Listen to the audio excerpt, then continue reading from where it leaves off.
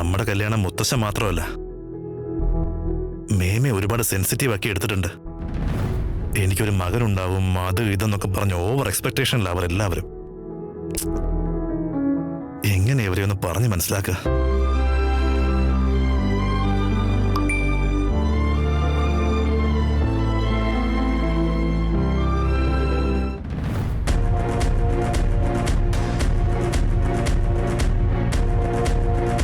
സീത എന്തിനാ ഇപ്പൊ ഓൺലൈനിൽ ക്യാഷ് അയച്ചേ?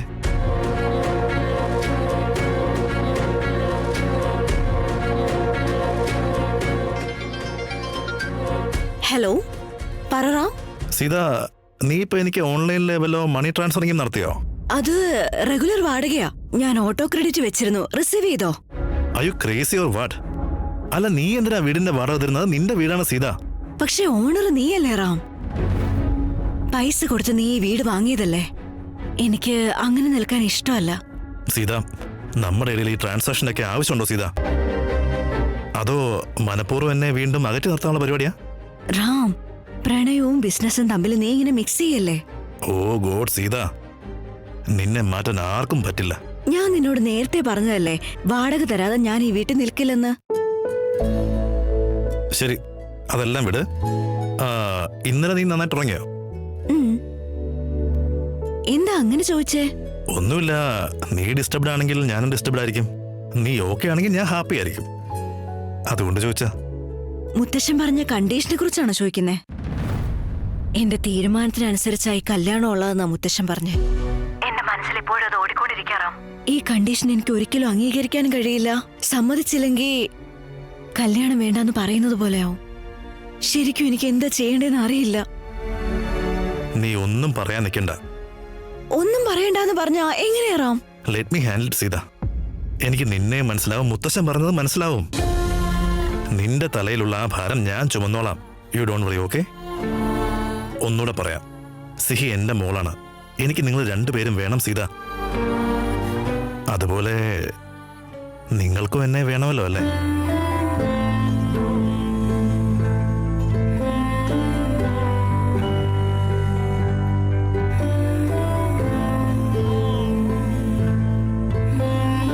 പറ സീത, നിനക്കെന്നെ വേണ്ടേ? എനിക്ക് മനസ്സിലായി. I like your silence. ഞാൻ കേൾക്കാൻ ആഗ്രഹിക്കുന്ന ഉത്തരം നിനക്ക് പറയാൻ തോന്നുമ്പോഴാ നീ സൈലന്റ് ആവുന്നത്. അപ്പൊ എനിക്ക് ഉത്തരം കിട്ടി. അപ്പൊ ബൈ, എന്നാലും ഓഫീസിൽ കാണാം. ബൈ.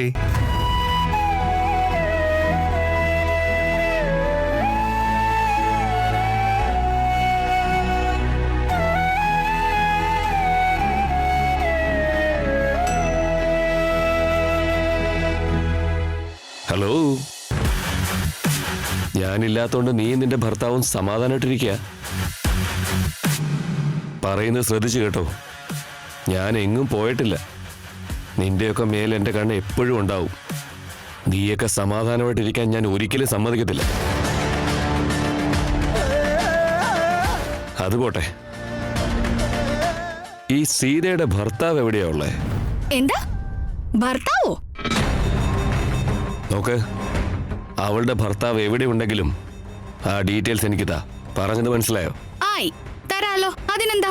താൻ കുറച്ച് ദിവസം കഴിഞ്ഞിട്ട് ഒന്നുകൂടെ വിളിക്കേ. ദേശായി ഗ്രൂപ്പ് എന്ന് കേട്ടിട്ടില്ലേ? ആ അഡ്രസ് തന്നോളാം. താൻ അങ്ങോട്ട് പോയി സീതയുടെ ഭർത്താവിനെയൊക്കെ കണ്ട് കോഫിയൊക്കെ കുടിച്ചിട്ട് വാ.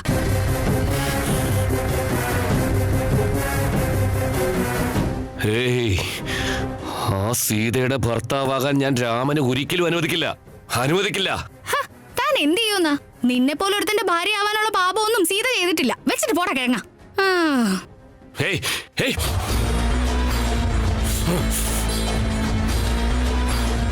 നമ്മളൊന്നും പറയാതിരുന്നിട്ടാ ഇവൻ ഇങ്ങനെ തലേ കയറി ഇറങ്ങുന്നത്. ഈ ധൈര്യം നമ്മൾ നേരത്തെ കാണിച്ചിരുന്നെങ്കിൽ 10 കിലോ അരിയും പാലും പഴവും ഒക്കെ വാങ്ങിയ പൈസ സേവ് ചെയ്യായിരുന്നു നമുക്ക്. അല്ല, അവൻ എന്താ പറഞ്ഞത്? സീതയുടെ ഭർത്താവ് എവിടെയാന്നുള്ളതിന്റെ ഡീറ്റെയിൽസ് അവന് വേണമെന്ന്. അതെ, ഇവൻ എന്തോ ഒരു തരികിട ഒപ്പിക്കാൻ ഇറങ്ങിയതാന്നാ തോന്നുന്നേ. നിക്ക്, ഇപ്പൊ തന്നെ ആ റാമിൻ ഇവന്റെ നമ്പർ അയച്ചു കൊടുക്കട്ടെ.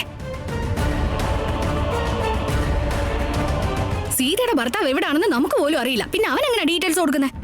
അല്ലടി, സീതയുടെ ഭർത്താവിനെ കുറിച്ച് അവൻ ചോദിക്കുന്നുണ്ടെങ്കിൽ അതിന്റെ പിന്നിൽ എന്തോ വലിയൊരു പദ്ധതി ഉണ്ടെന്നുള്ള കാര്യം ഉറപ്പാ. അല്ലെന്നേ, നിങ്ങൾക്ക് എന്താ ഈ വിഷയത്തെ കുറിച്ച് ഒന്ന് സീതയോട് സംസാരിച്ചാല്? നാളെ റാവിന്റെ വീട്ടുകാരും ഇതിനെ കുറിച്ച് ചോദിക്കത്തില്ലെന്ന് എന്താ ഉറപ്പ്? അപ്പൊ എന്ത് മറുപടി പറയും? ഈ ഞാൻ സീതയുടെ അടുത്ത് പോയി ഈ കാര്യം ചോദിക്കണമെന്നോ? അതെ, മുമ്പൊരിക്കൽ ചോദിച്ച ഓർമ്മയുണ്ടോ? അന്ന് അവൾ എന്താ പറഞ്ഞത്? ഇതെന്റെ വ്യക്തിപരമായ കാര്യമാണ്, അത് ചോദ്യം ചെയ്യേണ്ട കാര്യം നിങ്ങൾക്കാർക്കുമില്ല, ചോദിക്കണ്ട എന്നൊക്കെ അവൾ ഒറ്റയടിക്ക് പറഞ്ഞത് നിനക്ക് ഓർമ്മയില്ലേ? അയ്യോ, ഇത്രയും കാലം അവക്ക് വ്യക്തിപരമായ കാര്യങ്ങളൊക്കെ ഉണ്ടായിരുന്നു. പക്ഷെ ഇപ്പൊ കല്യാണം ഉറപ്പിച്ചതല്ലേ. പുതിയ ആൾക്കാര്, പുതിയ വീട്, അവരിവളുടെ പഴയ കാര്യങ്ങളൊന്നും ചിക്കി ചെയ്യത്തില്ലെന്ന് എന്താ ഉറപ്പ്? അപ്പൊ എന്ത് ചെയ്യും? ആ പ്രതാപ് ഇപ്പൊ എന്ത് ചെയ്യാൻ വേണ്ടി ഇറങ്ങിയതാണോ എന്തോ. നിങ്ങളോട് പറഞ്ഞ നടക്കില്ല. ഞാൻ തന്നെ നേരിട്ട് പോയി സീതയോട് സംസാരിച്ചിട്ടിങ്ങ് വന്നോളാം. അതാ നല്ലത്.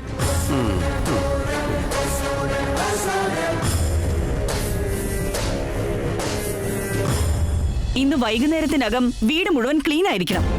നാളെ ഒരു ഫംഗ്ഷൻ വെച്ചിട്ട് കുട്ടിക്കളി കളിക്കുവാണോ? എന്റെ കണ്ണിൽ പെടുന്ന പൊടിയെല്ലാം നിങ്ങളുടെ കണ്ണിൽ പെടുന്നില്ലേ? ഞാൻ നോക്ക്, അച്ഛന്റെ റൂമെല്ലാം നല്ല ക്ലീൻ ആയിരിക്കണം. ആർക്കത്? അത് അച്ഛനുള്ളതാ ചേച്ചി. ഞാൻ കൊടുത്തോളാം. ചേച്ചി ചേച്ചി നോക്ക്.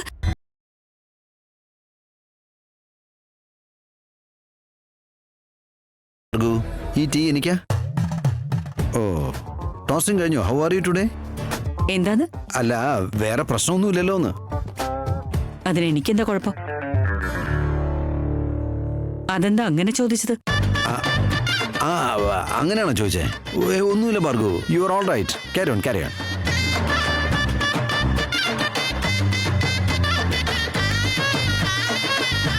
ഇതിപ്പോ ഇവള് ശരിക്കും അഭിനയിക്കുകയാണോ അതോ ഇവളിങ്ങനെ തന്നെയാണോ ഒന്നും മനസ്സിലാവുന്നില്ല. സാധന, ടീ റെഡിയാണോ? എന്റെ വാണിച്ചേച്ചി നിന്റെ സ്വപ്നത്തിൽ വന്നല്ലേ? ഇത് വിശ്വസിക്കണമെന്നാണോ നീ പറയുന്നേ? പക്ഷെ ഒരു കാര്യം ഉറപ്പാ, നീ കളിച്ചത് നാടകമാണെങ്കിലും നിന്റെ മുഖത്ത് കണ്ട ആ ഭയമുണ്ടല്ലോ, വളരെ നാച്ചുറലായിരുന്നു. നിനക്കെന്താ അത്രയ്ക്കൊരു പേടി ഭാർഗവി?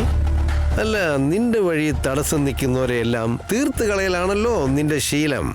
അതുകൊണ്ടാണോ ചേട്ടനെയും ചേച്ചിയെയും നീ...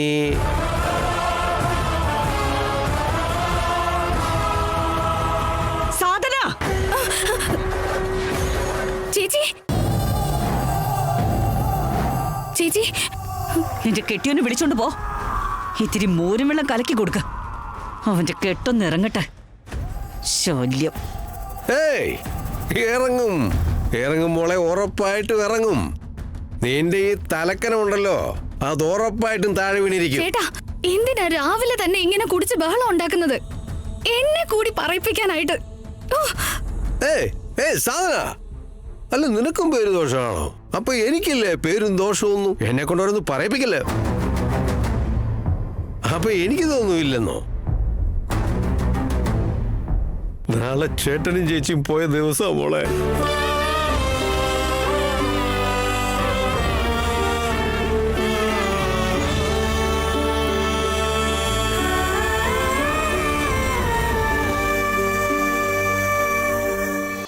ഓ, ഏതോ വണ്ടി വരുന്നുണ്ടല്ലോ.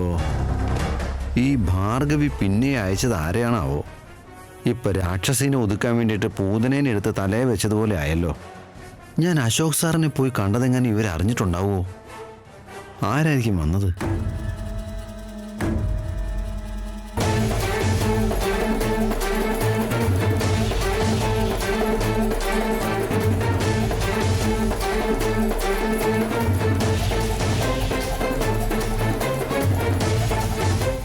രുദ്രപ്രതാപോ? ഭാർഗവിക്ക് എന്തോ സംശയം തോന്നിയിട്ടാണ് ഇവനെ ഇങ്ങോട്ട് പറഞ്ഞയച്ചതെന്ന് തോന്നുന്നു. ഇനിയിപ്പോൾ വന്നത് എന്തിനാണോ ആവോ? ഓ, ഈ ഡമ്മി പീസിന്റെ കൂടെയാണോ എന്റെ താമസം ഒരുക്കിയത് ആ ഭാർഗവി? അപ്പോ എന്നെ അവൾക്ക് വിശ്വാസമില്ലെന്നർത്ഥം. ഈ മുതലാളിമാരുടെ തല ഇങ്ങനെയാ. നല്ല രീതിയിൽ എല്ലാ അറേഞ്ച്മെന്റ്സും നടത്താന്ന് പറഞ്ഞിട്ട് ഇവന്റെ കൂടെ നിൽക്കണോ ഞാൻ? ആയിക്കോട്ടെ, അഭയമില്ലാത്തവന് ആലിൻ ചൂടും ആശ്രയം.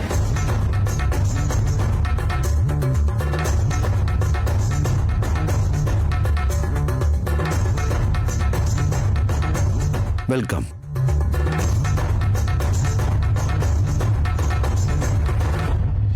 മുത്തശ്ശ, ഇന്നലെ സിഹിമോൾ അങ്ങനെ പറഞ്ഞപ്പോ മുത്തശ്ശൻ എന്തെങ്കിലും വിഷമമായോ? ഇല്ലടാ. പക്ഷേ അവളുടെ അമ്മയ്ക്ക് വിഷമായപ്പോ അവൾ ഉടൻ തന്നെ ഫോൺ വിളിച്ച് ദേഷ്യം പിടിച്ചു കണ്ടോ? ഇത്രയും ചെറിയ പ്രായത്തില് എന്നെ നിന്നെയൊക്കെ വഴക്ക് പറഞ്ഞു കണ്ടോ? ഒരു കുട്ടിക്കും അമ്മയുടെ സങ്കടം കണ്ട സഹിക്കില്ല. അതുപോലെ ആ സങ്കടത്തിന് കാരണമായവരോടും അവർ ക്ഷമിക്കില്ല മോനെ. അച്ഛാ, അപ്പു നീ ഇവിടെ ഉണ്ടായിരുന്നോ? ദാ ചായ കുടിക്ക. മറന്ന് പഞ്ചസാര ഇട്ടിട്ടില്ല. നീ ഇവിടെ ഉണ്ടെന്ന് അറിഞ്ഞെങ്കിൽ നിനക്ക് ഞാൻ ടീ എടുത്തേനെ. ഇരിക്കെ സിദ്ധയ്യ. മേമ, ഇറ്റ്സ് ഓക്കെ. രാവിലെ ഒരു കോഫി കുടിച്ചിട്ട് ഇറങ്ങിയത്. ഹൗ ആർ യു ഫീലിംഗ് മേമ? അല്ല, ഇത് എന്താ എല്ലാവരും എന്നോട് ഇങ്ങനെ ചോദിക്കുന്നത്? എനിക്ക് ഒരു കുഴപ്പമില്ല. ആദ്യം നിന്റെ കല്യാണം ഒന്ന് നടക്കണം, അത് മാത്രമേ എന്റെ തലയിലുള്ളൂ. അച്ഛാ, നമ്മൾ എപ്പോഴായിരുന്നു സീതയുടെ വീട്ടിൽ പോകുന്നത്? ഇതിനെക്കുറിച്ച് ആദ്യം സീത സംസാരിക്കണ്ടേ ഭാർഗവി? അപ്പോ നീ ഇങ്ങനെ എല്ലാം കേട്ട് ഇവിടെ ഇരുന്നോ? നിനക്ക് മുത്തശ്ശനോടൊന്ന് പറഞ്ഞൂടെ? മുത്തശ്ശ വാ, സീതയുടെ വീട്ടിലേക്ക് പോവാം, പെണ്ണ് കാണാം, കല്യാണ ദിവസം തീരുമാനിക്കാം, ഈ വക കാര്യങ്ങളൊക്കെ. അപ്പോ ഈ കല്യാണത്തിന് സീത സമ്മതിച്ചെന്നാണോ പറയുന്നേ? ഇതെന്താ അച്ഛ ഇങ്ങനെ ചോദിക്കുന്നേ?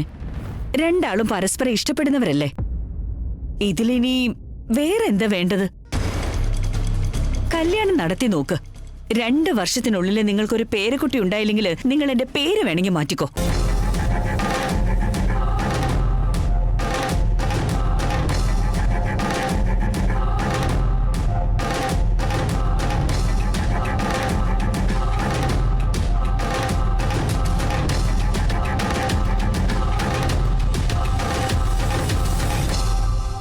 സീത സമ്മതം പറഞ്ഞ പിന്നെ എനിക്കൊരു എതിർപ്പുമില്ല, അല്ല രാമ?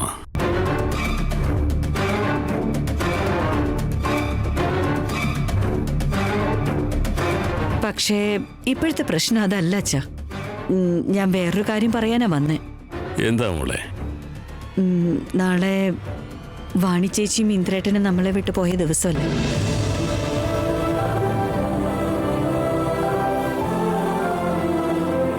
ഇത്രയും കാലം ഞാൻ അവരുടെ പേരില് അവർക്ക് വേണ്ടി അന്നദാനം നടത്തി വരുന്നുണ്ട് അച്ഛാ. പക്ഷെ ഈ വർഷം അപ്പു ഇവിടെയുണ്ടല്ലോ, കല്യാണം നടക്കാൻ പോവാണ്. അപ്പൊ ഇതൊക്കെ അവന്റെ നേതൃത്വത്തിൽ നടക്കണ്ടേ? വീട്ടില് ഒരു ഹോമം നടത്തണമെന്നുണ്ട് അച്ഛാ. ഇവന്റെ കല്യാണം ഡിലേ ആവുന്നത് ഒന്ന് സ്പീഡാക്കാലോ. അതുമാത്രമല്ല, വാണി ചേച്ചിക്ക് ഈ ഇതുപോലുള്ള പൂജകളും ആചാരങ്ങളൊക്കെ ഒത്തിരി ഇഷ്ടമായിരുന്നു, അല്ലേ അച്ഛാ? മേമ, എന്തിനാ ഇങ്ങനെ ചുറ്റി വളഞ്ഞൊക്കെ പറയുന്നത്? പൂജയല്ലേ നമ്മുടെ വീട്ടിൽ വെച്ച് നടത്തിക്കൂടെ? അതെ മോളെ, പൂജ വീട്ടിൽ വെച്ച് തന്നെ നടത്താം. എന്താണെന്നോ, രാമന്റെ കല്യാണത്തിന് ദൈവാനുഗ്രഹത്തോടൊപ്പം അച്ഛന്റെ അമ്മയുടെ ആശീർവാദവും കിട്ടും. പണിക്കരോടും സംസാരിക്കാം. വിളിക്കാൻ ഉദ്ദേശിക്കുന്നവരെ മുഴുവൻ വിളിച്ചോ.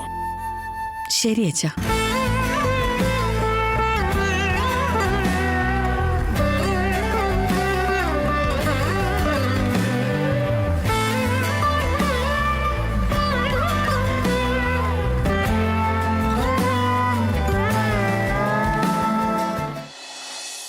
മേമ,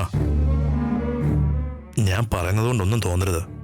മുത്തശ്ശനോട് അങ്ങനെയൊന്നും പറയേണ്ടിയിരുന്നില്ല. എന്തിനെ കുറിച്ചാടാ? അത് കല്യാണം കഴിഞ്ഞ പിന്നെ മക്കള്, കൊച്ചുമക്കള് എന്നൊക്കെ. അപ്പു, സമയാവുമ്പോ എല്ലാം അങ്ങ് ശരിയായിക്കോളൂടാ.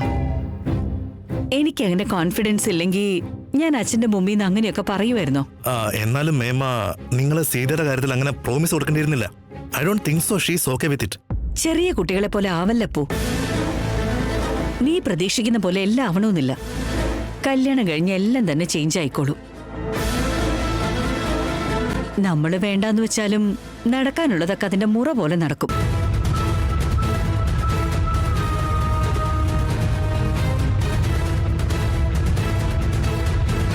നീ പ്രാക്ടിക്കലായിട്ടൊന്ന് ആലോചിക്കപ്പോ. കല്യാണം കഴിഞ്ഞ മക്കളുണ്ടാവുന്നത് സാധാരണല്ലേ? പക്ഷെ അതൊന്നും നമ്മുടെ കയ്യിലല്ലല്ലോ, ദൈവം തരുന്നതല്ലേ. ഇപ്പൊ മുത്തശ്ശന്റെ അടുത്ത് ഒന്ന് സമ്മതിച്ചു എന്ന് കരുതി നിനക്ക് എന്ത് നഷ്ടം വരാനാ? അതുകൊണ്ട് മുത്തശ്ശന്റെ സന്തോഷവും സമാധാനവും കിട്ടിക്കോളും. ഇപ്പൊ അത്യാവശ്യമായിട്ടുള്ള കാര്യം എന്താ? നിന്റെയും സീതയുടെയും കല്യാണം അതല്ലേ? അതൊക്കെ ശരിയാ മേമ. പക്ഷേ നീ ഇനി ഓരോന്ന് പറയല്ല അപ്പൂ. ദേ നോക്ക്, നാളെ ഇനി സീതയുടെ വീട്ടിലുള്ളവരെ ഇങ്ങോട്ട് വിളിക്കണം.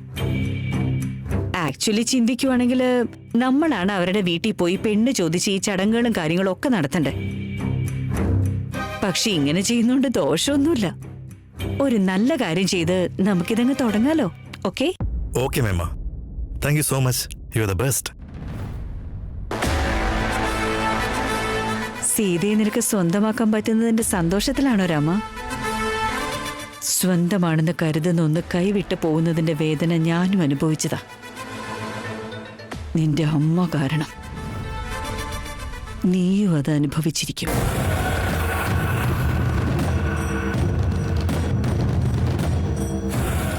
നാളെ ഞാൻ പ്രതീക്ഷിക്കുന്ന പോലെ എല്ലാം സംഭവിക്കും.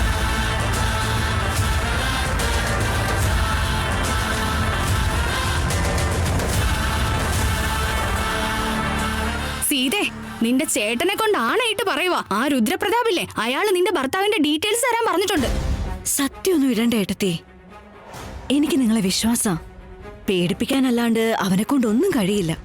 എനിക്കിപ്പോഴാ മനസ്സിലാവുന്നത് ഏട്ടത്തി. അറിയാത്ത നമ്പറിൽ നിന്ന് വിളിച്ചിട്ട് പഴയ കാര്യങ്ങളൊക്കെ എനിക്ക് ഓർമ്മയുണ്ടോയെന്ന് ചോദിച്ചത് ഇവനായിരിക്കും. ഞാനിതൊന്നും കെയർ ചെയ്യുന്നില്ല. അവൻ എന്ത് വേണമെങ്കിലും ചെയ്തോട്ടെ. അല്ല, എന്ത് വേണമെങ്കിലും ചെയ്തോട്ടെന്ന് പറഞ്ഞ് വെറുതെ ഇരിക്കാൻ പറ്റുമോ? അയാള് വിചാരിക്കുന്ന പോലൊന്നും അല്ല. ചെറിയ പുള്ളിയൊന്നും അല്ല അവൻ. രാക്ഷസനാ, രാക്ഷസൻ.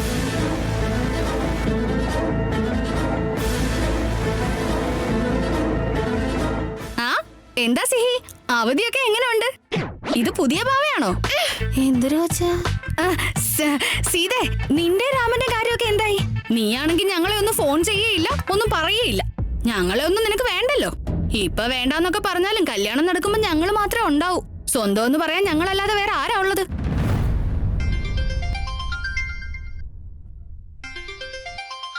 ഏട്ടത്തി ഒരു മിനിറ്റ്. സീതമ്മയ്ക്ക് ഞാനുണ്ടല്ലോ. ഞാൻ അവളുടെ കല്യാണം നടത്തും. അയ്യോടാ, ആദ്യം ഒറ്റയ്ക്ക് കുളിക്കാൻ പഠിക്ക്, എന്നിട്ട് നമുക്ക് കല്യാണം നടത്താം. ഓ സീത, ഞാൻ നിന്നോട് ഒരിക്കൽ പറഞ്ഞില്ലേ, ചിലപ്പോഴൊക്കെ നമ്മൾ ഒന്നും മിണ്ടാതെ സൈലന്റ് ആയിട്ടിരുന്നാലും നമ്മുടെ പ്രോബ്ലംസ് ഒക്കെ താനെ സോൾവ് ആയിക്കോളൂന്ന്. പക്ഷെ നമ്മൾ രണ്ടുപേരും ഒരുമിച്ചാണെങ്കിൽ അത് ഫേസ് ചെയ്ത് സമാധാനത്തിന് പോവാം. എന്ത് പറ്റി റാം? നാളെ നിങ്ങൾ എല്ലാവരും വീട്ടിലേക്ക് വരണം. മേമ സ്പെഷ്യൽ ആയിട്ട് വീട്ടിലൊരു ഹോമം നടത്താൻ പോവാ, എന്റെ അച്ഛന്റെ അമ്മയുടെ ഓർമ്മയ്ക്ക്. നിങ്ങൾ ഉറപ്പായിട്ടും വരണം സീത. നീയും സിഹിയും പിന്നെ നിന്റെ ചേട്ടനെയും ചേച്ചിയും കൂടെ വിളിച്ചോ. ഞാൻ വേണമെങ്കിൽ അവരെ ഫോൺ വിളിച്ചു പറയാം. അച്ഛന്റെ അമ്മയുടെ ഓർമ്മയ്ക്ക് പൂജ നടത്തുന്നത് സന്തോഷമുള്ള കാര്യറാം. സിഹി ഉണ്ടോ അവിടെ? സിഹി, നിന്റെ ഫ്രണ്ടിനെ സംസാരിക്കണോന്ന് വാ. സീതമ്മ, ഞാൻ പിന്നെ വിളിച്ചോളാന്ന് പറ. ഞാനിപ്പോ ഒരു ജോലിയിലാ നിക്കുന്നേ. അത് കേട്ടില്ലേ? Okay, bye. Okay Ram, by.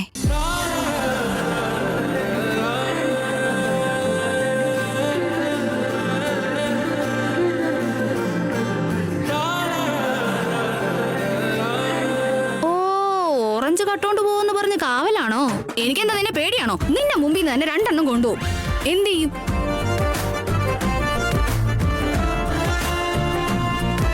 എടുത്തി, റാമായിരുന്നു കോൾ ചെയ്തത്. നാളെ അവരുടെ വീട്ടില് ഒരു ഹോമം നടത്തുന്നുണ്ടെന്ന്. നിങ്ങളോടും ചേട്ടനോടും വരാൻ പറഞ്ഞു. ചേട്ടനെ വിളിക്കാന്ന് പറഞ്ഞിട്ടുണ്ട്.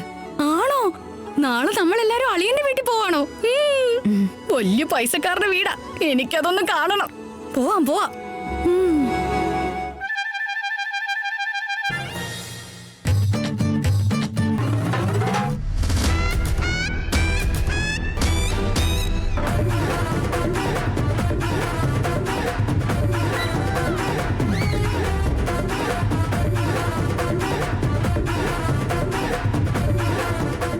ട്രിപ്പിന് വേണ്ട പ്രിപ്പറേഷൻസ് ഒക്കെ എവിടെ വരെയായി ചന്ദിനി?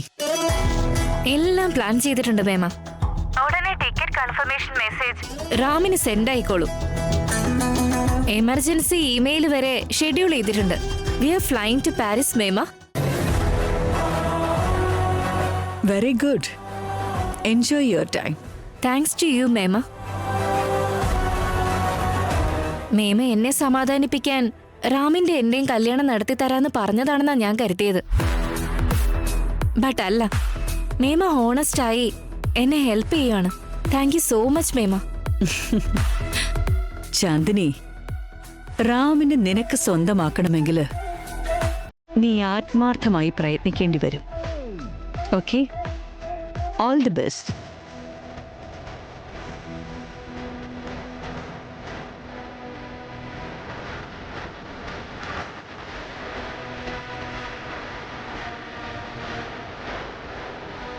അല്ല ഭാർഗു, ശരിക്കും നീ എന്താ പ്ലാൻ ചെയ്തുകൊണ്ടിരിക്കുന്നത് ഭാർഗു? അല്ല, വീട്ടിലാണെങ്കിൽ ചേട്ടൻ്റെയും ചേച്ചൻ്റെയും പേരിൽ ഹോമം നടത്തുന്നു. ഇവിടെയാണെങ്കിൽ റാമിനെ പാരീസിലേക്ക് അയക്കാൻ വേണ്ടിയുള്ള തയ്യാറെടുപ്പ് നടത്തുന്നു. ശരിക്കും എന്താ പ്രശ്നം? എന്ത് പ്രശ്നം? മറ്റെന്താവാനാ? വിൽ. ആ വില്ലിൽ എന്താണ് എഴുതിയിരിക്കുന്നതെന്ന് എനിക്ക് അറിഞ്ഞേ പറ്റൂ. അന്ന് നീ ചോദിച്ച ചോദ്യങ്ങൾക്കൊക്കെ നാളെ ആ ലോയറിനെ പൂജയ്ക്ക് വിളിച്ചിട്ടുണ്ട്. സീതയെ ഈ വീട്ടിലെ മരുമകളെന്ന് ഇൻട്രൊഡ്യൂസ് ചെയ്ത ശേഷം റാം അവരോട് എന്തായാലും ചോദിക്കുമല്ലോ എന്താ വില്ലിലുള്ളതെന്ന്. അപ്പൊ ആ ലോയർ തുറന്ന് പറഞ്ഞല്ലേ പറ്റൂ. അറിഞ്ഞതിന് ശേഷം റാം പാരീസിലേക്ക് പറന്നു പോവും.